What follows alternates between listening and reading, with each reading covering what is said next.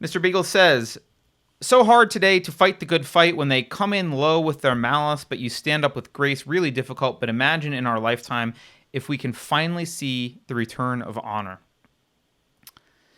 Yeah.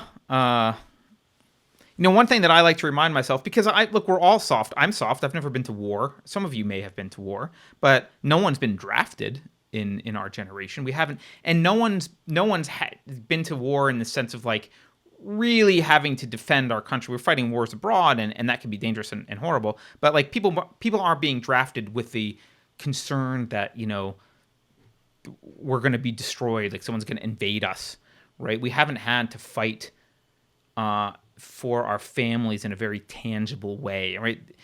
I know people will argue such and such war was necessary because of terrorism and blah, blah, blah, blah, blah, which I may disagree with. But even if you agree with that, the connection to the safety of our families is tangential and not direct. We haven't had to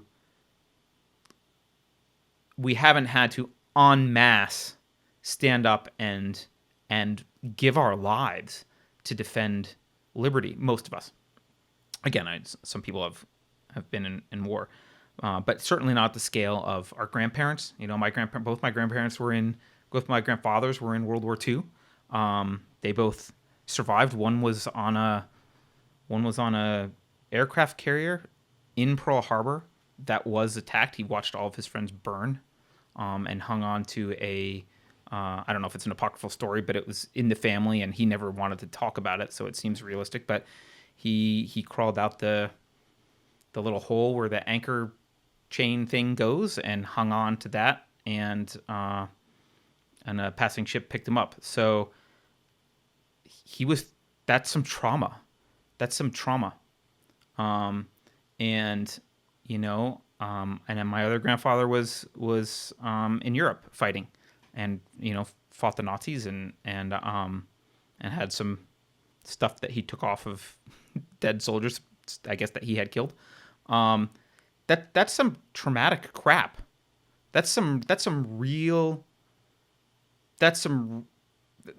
takes real courage. I'm not patting my family on the back. Like, I had nothing to do with it, and they were just two of thousands and thousands of men who did that, many of whom didn't come home.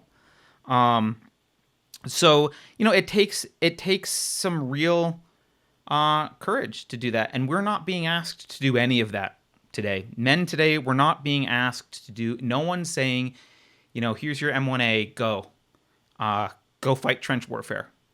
You're not being asked to do that. You're being asked to argue on Twitter, maybe lose your job if you really, really stand up and fight. You're being asked to deal with social pressure and some ostracism, and it's a much easier battle in many ways to fight. The flip side is, I think most of us are not intellectually armed with the ammunition required to fight, because we haven't been taught it. We don't. We've been indoctrinated. We're taught not to think about it. We're distracted. We're not. We've been manipulated into not fighting the battle or noticing that the battle needs to be fought. So it's not that hard to fight in many ways, but on the other hand, we're unarmed, many of us. So part of the goal of this show is to arm us.